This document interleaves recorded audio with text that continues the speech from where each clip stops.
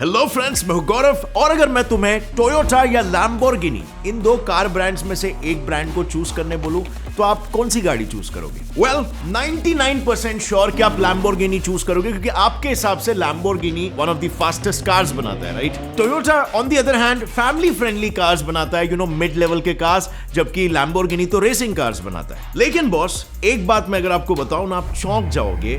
90s के जमाने की टोयोटा सुप्रा MK4 2022 की लैम्बोर्गिनी एवेंटेडोर को हरा सकती है रेस में। Yes, you heard it right. 90s की टोयोटा इतनी केपेबल है और ये क्यों है पता है? वेल, टोयोटा के सिंपल इंजन्स की वजह से। इतने सिंपल इंजन्स कि आप खुद उसमें इजीली मॉडिफिकेशंस कर सकते हो और इसीलिए तो आपने फास्ट एंड फ्यूरियस जैसे मूवी तक में पॉल वॉकर को अपनी 1994 की टोयोटा सुप्रा में मॉडिफिकेशन करके रेस करते हुए देखा था। But wait, it doesn't stop over there. अभी रिसेंटली टोयोटा ने F1 कार से इंस्पिरेशन लेके DFE इंजन लॉन्च किया है और इसे देखकर मोस्टली पूरी ऑटोमोबाइल इंडस्ट्री शॉक हो चुकी है। वेल, इस इंजन में ऐसा क्या है कि इसने पूरी दुनिया को हिलाकर रख दिया है? Let's find that out in our today's wonderful video. So actually ना, साल 1945 में जैसे ही वर्ल्ड वॉर 2 खत्म हुआ था, इस वॉर में जीते हुए यूएस और USSR ने अलग ही अपना एक आपसी कोल्ड वॉर बना लिया, जैसे आपको पता होगा।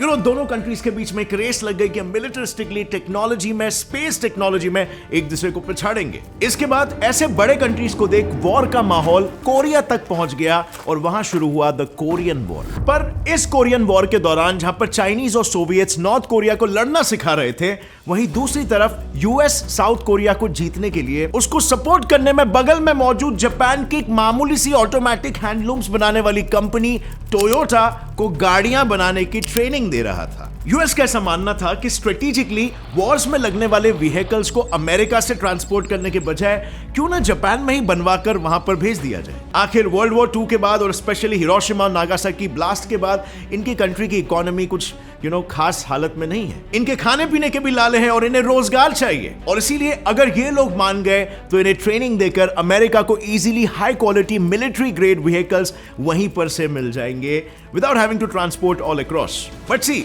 स्किल वाइज देखा जाए तो हैंडलूम्स बनाना एक अलग बात होती है और अमेरिकन स्टैंडर्ड की गाड़ियां बनाना एक अलग ही लेवल का काम है। उसके लिए एक्सपीरियंस, एक्सपर्टीज, स्किल और खास करके पैसा चाहिए होगा और इसीलिए to solve this problem US ने टोयोटा के टॉप एग्जीक्यूटिव्स को सबसे पहले तो अपनी कंट्री में बुलाया, उन्हें फोर्ड मोटर्स के प्रोडक्शन प्लांट में ट्रेन किया और फिर उन्हें शेवरोले और फियाट जैसे बाकी के ब्रांड्स की फैक्ट्रीज की ट्रेनिंग दी। ऑपरेशनल ट्रेनिंग की इन बड़े बड़े फैक्ट्रीज में इतने मैस लेवल पर कारों का प्रोडक्शन होता कैसे है। इसके बाद टोयोटा के एग्जीक्यूटिव्स के पास एक्सपीरियंस तो था, बट यूएस के साथ हुई डील की वजह से उन्हें अच्छा खासा कैपिटल यानी कि पैसा भी मिला। But there was still something missing.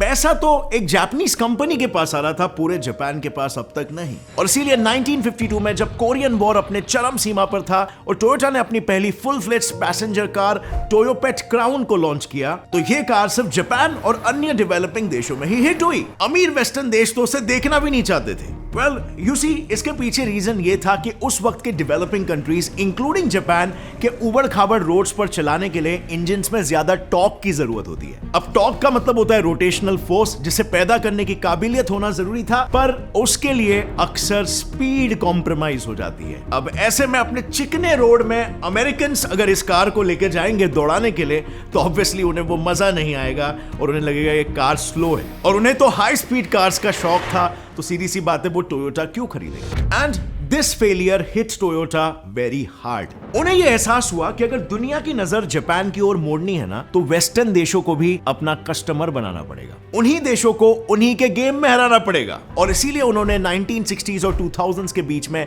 Finally Toyota Corolla, Toyota Corona, Toyota Camry और टोयोटा सुपरा जैसे हाई परफॉर्मेंस कार्स लॉन्च किए, जो अपने तेज और मॉडिफाइबल इंजन्स के दम पर अपने जमाने के बाद भी कई दशकों तक ग्लोबली राज कर रहे थे। और इनमें से तो कैमरी और सुपरा तो आज के जमाने में भी छाए हुए हैं।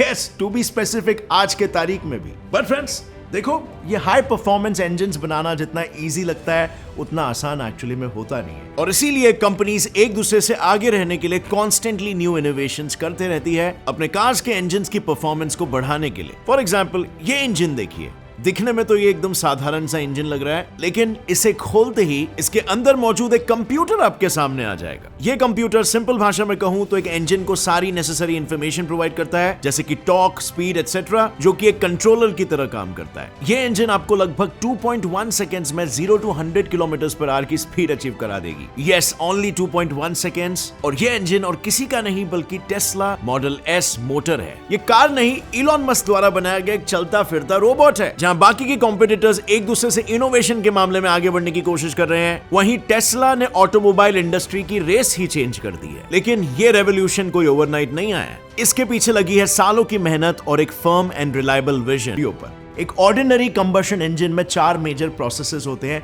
जो साइक्लिकल मैनर में चलते रहते हैं। अब इनका कॉन्सेप्ट तो बिल्कुल सिंपल होता है, जो मैं आपको अभी समझाऊंगा, लेकिन इन्हें फाइनली ट्यून करने में काफी मेहनत जाती है, to extract maximum performance. So well, ये 4 प्रोसेसेस क्या है? Number 1, intake. आपने कार्स के सामने अक्सर ऐसी एक ग्रिल देखी होगी। इस ग्रिल से हवा अंदर आती है और फ्यूल टैंक से आता हुआ पेट्रोल गैस के रूप में मिक्स करके पिस्टन सिलेंडर में भेजा जाता है। नंबर 2 स्टेप होता है कंप्रेशन, जिसमें ऊपर आता हुआ पिस्टन इस एयर फ्यूल मिक्सचर को एक छोटी सी जगह में कंप्रेस कर सके, ताकि फ्यूल लाइट अप करने पर वो किसी टाइटली पैक्ड बारूद की तरह सिलेंडर में धमाका करे। उसके बाद नंबर 3 पे आता है कंबशन, जिसमें एक स्पार्क प्लग से चिंगारी लगाकर फ्यूल को ब्लास्ट किया जाता है, ताकि वो एक्सपैंड होकर पिस्टन पर फोर्स अप्लाई कर सके और उस पिस्टन को नीचे ढकेलकर व्हील को घुमा पाए। And finally the 4th step is exhaust, जिसमें कंबशन में पैदा हुआ धुआं एक सेपरेट वाल्व से होकर इंजन के बाहर निकाला जाता है। तो अब अगर आप गौर से देखोगे ना, तो ये प्रिंसिपल किसी साइकिल चलाने जैसा है, जिसमें आपके पैर सॉर्ट ऑफ 2 मेटल्स के पिस्टन्स हैं और एक टाइम पर एक घुटने के ऊपर ब्लास्ट करने पर वो पैर नीचे जाकर दूसरे पैर को ऊपर भेजता है और इससे हमें मिलता है एक रोटेशनल मोशन, जो चेन या ड्राइव शाफ्ट से होते हुए गियर और फिर गियर से होते हुए टायर्स तक पहुंचता है। And that's how all the vehicles work. I know ये मैकेनिज्म दिखाई देने में काफी हार्ड लगता है, बट इसके पीछे का जो कॉन्सेप्ट है वो काफी सिंपल है, राइट? एंड बिलीव मी, सच में इसका ओरिजिनल मैकेनिज्म ऐसा ही है। तो अब इसमें हाई परफॉर्मेंस आउटपुट कैसे निकाला जाए? तो देखो, जितने भी कंबशन इंजन वाली गाड़ियां होती है ना, उसमें डाला जाने वाला फ्यूल ऑलरेडी इतना केपेबल होता है, यानी कि उसमें उतनी एनर्जी होती है कि वो एक ट्रक के ट्रेलर को तक खींच सके। दी ओनली प्रॉब्लम इज कि आजकल के ज्यादातर इंजन्स इस टोटल एनर्जी का सिर्फ 30 से 35% ही गाड़ी को आगे ढकेलने में यूज कर पाते हैं। बाकी का सारा एनर्जी या तो सारे मूविंग पार्ट्स या फिर रास्ते से मिलने वाले फ्रिक्शन को बीट करने में ही वेस्ट हो जाता है, या फिर इवन हीट एनर्जी के रूप में इंजन से बाहर लीक हो जाता है। इसे लो थर्मल एफिशिएंसी कहा जाता है। Which brings us to the next पड़ाव, कि अगर इस लो थर्मल एफिशिएंसी को अगर एक्चुअली में बढ़ा दिया जाए तो शायद परफॉर्मेंस भी बढ़ जाएगा, राइट? वेल यस, हमें कोई हाई टेक्नोलॉजी की जरूरत ही नहीं है। अगर हमने थर्मल एफिशिएंसी को बढ़ा दिया तो परफॉर्मेंस शुड राइज। और टोयोटा कंपनी के लोगों ने भी बिल्कुल यही सोचा। उन्होंने देखा कि F1 कार्स की थर्मल एफिशिएंसी 45 से 50% होती है, जो पूरे ऑटोमोबाइल इंडस्ट्री में सबसे हाईएस्ट है, और बस उन्होंने इसी से इंस्पिरेशन ली और बना डाला अपना dynamic force engine DFE plus transmission engine. Inspiration मिलते ही टोयोटा के लोगों ने फिर से एक बार अपने से सवाल किया कि F1 रेस कार्स को डिजाइन करते वक्त ऑटोमोबाइल मैन्युफैक्चरर्स किन 3 चीजों का सबसे ज्यादा ध्यान देते हैं। इसका जवाब खोजते वक्त उन्हें यह पता चला कि सबसे पहले तो ये लोग जितना हो सके उतना इंजन को सिंपल रखने की कोशिश करते हैं, ताकि फॉल्ट्स ढूंढने में आसानी हो सके। और नेक्स्ट, जितना हो सके उन्हें कॉम्पैक्ट बनाया जाता है, ताकि गाड़ी का टोटल वेट कम हो और उसके बदले में स्पीड बढ़े। फाइनली द 3rd स्टेप, उनकी थर्मल एफिशिएंसी जितनी हो सके उतनी ऊपर पहुंचाया जाए, ताकि फ्यूल कंप्लीटली बर्न होकर अपनी पूरी एनर्जी टायर को घुमाने में ही लगाएगा, ना कि इधर उधर डिसिपेट कर देगा। टोयोटा को पता चल गया बेसिकली कि हमें करना क्या है, बट अगला सवाल यह था कि हम करेंगे कैसे? इसका जवाब भी थोड़ा सा सोच विचार करके उन्हें मिल गया। टोयोटा के इंजीनियर्स ने सबसे पहले इनटेक प्रोसेस में यह देखा कि ऑर्डिनरी इंजन्स फ्यूल और एयर को इवनली मिक्स नहीं कर पाते, जिसकी वजह से कंबशन का प्रोसेस इनकम्प्लीट होता है और थर्मल एफिशिएंसी कम होती है।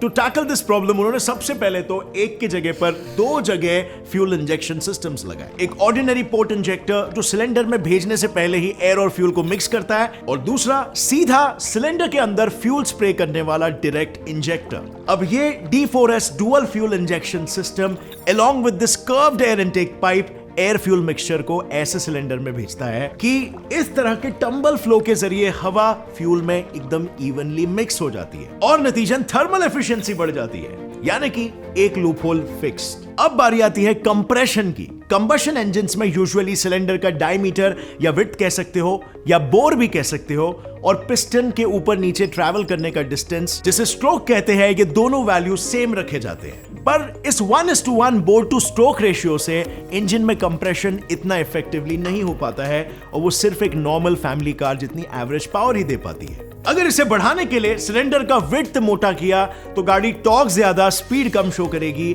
और अगर इसे नैरो किया तो गाड़ी स्पीड ज्यादा टॉर्क कम शो करेगी। यानी कि आसान शब्दों में एक तरफ कुआं तो दूसरी तरफ खाई। और इसीलिए to tackle this problem DFE में सिलेंडर का डायमीटर सिर्फ इतना नैरो रखा गया कि रेशियो समवॉट 0.8:1 के अराउंड आ सके, जिससे कि कंप्रेशन इतने एफिशिएंटली तो होगा कि इंजन हाईवेज पर तेज स्पीड दे सके, but at the same time पहाड़ों पर जहां पर ज्यादा टॉर्क की जरूरत होती है तब वो वहां पर रोएगा भी नहीं। So once again problem solved brilliantly. But इसे फिक्स करने के बाद टोयोटा ने देन फिक्स किया अपने थर्ड प्रोसेस को, जो था कंबशन प्रोसेस। यहां पर उन्होंने कुछ यूज किया which is called as Atkinson cycle. अब ज्यादातर कार्स ना ऑटो साइकिल इस्तेमाल करती है, जिसमें कंप्रेशन प्रोसेस के वक्त सिलेंडर में ऊपर के सभी वाल्व्स टाइटली क्लोज हो जाते हैं और पिस्टन को ऊपर आके एयर फ्यूल मिक्सचर को कंप्रेस करने में ज्यादा फोर्स लगाना पड़ता है। एटकिंसन साइकिल में ऊपर फ्यूल वाल्व पिस्टन ऊपर आते वक्त थोड़ा स्लोली क्लोज होता है, जिससे पिस्टन को ऊपर कंप्रेस करने में थोड़ी आसानी होती है। यानी कि जब इसके बाद स्पार्क प्लग चिंगारी जलाएगा और उससे कंबशन होगा तो फ्यूल का एक्सपेंशन फोर्स तो उतना ही जनरेट होगा जितना नॉर्मली होता है, पर क्योंकि यहां पर कंप्रेशन में वेस्ट होने वाला फोर्स कम हो गया है, फ्यूल की ज्यादातर एनर्जी व्हील्स को घुमाने में ही जाएगी, पिस्टन को ऊपर लाने में नहीं। Well I mean isn't that clever? Well not so fast, क्योंकि अब इन सभी इंजन में बदलावों के बीच में F1 इंस्पायर्ड टोयोटा ने कुछ चेंजेस अपने गाड़ियों के गेयर्स में भी किए हैं to reduce the weight. So actually में ना एक गाड़ी में सबसे ज्यादा वेट और सबसे ज्यादा जगह लेने वाली जो चीज होती है वो उसका ट्रांसमिशन सिस्टम होता है। ऑल थैंक्स टू उसमें लगे अलग अलग डायमीटर्स के मल्टीपल मोटे मोटे मेटल गेयर्स जो भारी होते हैं। So to solve this problem as well, इसके ऑपोजिट में टोयोटा ने अपनी गाड़ियों में CVT यानी कि continuously variable transmission system fit किया, जो गेयर प्लेट्स नहीं बल्कि इस तरह के एक बेल्ट ड्रिवन सिस्टम पर वर्क करते हैं, जो वेट को इजीली रिड्यूस करके परफॉर्मेंस को बढ़ा सकते हैं। अब यहां पर एक स्लाइट सा कैच है, ऐसा नहीं है कि ये सिस्टम अभी जस्ट नया है, ये सदियों से है, लेकिन ये काफी रेयर है बिकॉज इससे इनिशियल पिकअप के वक्त इसका बेल्ट कभी कभार फिसलता है और उससे गाड़ी को वो शुरुआती प्रॉपर पुल नहीं मिल पाती है। सो टोयोटा ने यहां पर भी एक शानेगिरी की, इसीलिए फर्स्ट गियर को नॉर्मल मेटल वाला रहने दिया और फिर हायर गियर्स को बेल्ट से चलाया। एंड सो यूटिलिटी का यूटिलिटी हो गया और एफिशिएंसी का efficiency. Now that is called intelligence, right? And by the way, अगर इसकी वर्किंग पर आपको एक एक्सप्लेनेशन चाहिए तो जस्ट कमेंट डाउन बिलो, मैं इंस्टाग्राम पर वो भी अपलोड कर दूंगा। और बाय द वे, अगर आपने अभी तक मेरे इंस्टाग्राम पेज को फॉलो नहीं किया है तो गौरव KS ठाकुर, वहां पर कुछ अलग टाइप के वीडियोस आते हैं, सो बिल्कुल फॉलो करो। वेल फिलहाल इन सभी सॉल्यूशंस में जो नोटिस करने वाली बात है ना, वो ये है कि टोयोटा ने अपनी इंजन में प्रोसेसेस को थोड़ा थोड़ा सा इंप्रूव किया ताकि उसका क्यूमुलेटिव इफेक्ट मिलकर गाड़ियों को 40 से 41% की थर्मल एफिशिएंसी दे सके। इस स्ट्रैटेजी को बेसिकली कहते हैं मार्जिनल गेन फिलॉसफी या तो फिर the law of aggregation of marginal gains, जिसे बाय द वे आप भी अपनी डे टू डे एक्टिविटीज में इस्तेमाल कर सकते हो। फॉर एग्जाम्पल, अगर आप एक स्टूडेंट हो और अगर आपको किसी सब्जेक्ट में किसी एग्जाम में अच्छे मार्क्स लाने हैं तो हर सब्जेक्ट में पिछले बार के मार्क्स से एटलीस्ट मार्जिनल इंप्रूवमेंट लाने की कोशिश करो और उसका फाइनल इफेक्ट आपके टोटल मार्क्स पर अपने आप ही आ जाए। इनफैक्ट आप अपने लाइफ के गोल्स में भी ये यूटिलाइज कर सकते हो। फॉर एग्जांपल, एक कोई बड़ा सा गोल हो सकता है, जैसे कि मे बी आपको कोई कंपटीशन जीतना है, तो आपको वो सारे एक्टिविटीज नोट डाउन करेंगे जो आपको उस कंपटीशन को जिताने में हेल्प करेंगे। For example, training, diet, sleep, using certain kinds of accessories for training, even nutrition के लिए सप्लीमेंट्स वगैरह, सारे का लिस्ट बनाओ। There could be 100 of such things, कुछ मैक्रो लेवल पर, कुछ माइक्रो लेवल पर भी, जो आपके परफॉर्मेंस को बढ़ाने में मे बी लाइक 0.5% इंप्रूवमेंट बढ़ा सकते हैं। और फिर उस सब का लिस्ट आने पर जो आपको 0.5% इंप्रूवमेंट दिला रहा है या इवन 1% इंप्रूवमेंट दिला रहा है, आप एक रूटीन तैयार करो और उस रूटीन को बस फॉलो करो। उससे होगा क्या? वेल, वो point percentages advantage over a period of time compound होने लगेंगे और एक मैसिव एडवांटेज आपको प्रोवाइड करेंगे ओवर योर कॉम्पिटिटर्स और आप कंपटीशन जीतोगे। सो या कॉन्सेप्ट कुछ ऐसा ही है और यही कॉन्सेप्ट ने टोयोटा को हेल्प किया इतना अमेजिंग इंजन बढ़ाने के लिए। सो फ्रेंड्स, अगर आपको इस वीडियो से कुछ भी नया सीखने मिला, एक लाइक जरूर ठोकना। Get set fly fact channel को भी सब्सक्राइब कर लो और बेल नोटिफिकेशन दबाओ ताकि आगे आने वाली ऐसे ही अमेजिंग वीडियोस आप कभी भी मिस ना कर सको। और आप फ्रेंड्स, जाने से पहले कुकू एफएम ऐप इंस्टॉल करना मत भूलना, link is in the description. See you next time friends, till then as always stay curious, keep learning and keep growing. जय हिंद।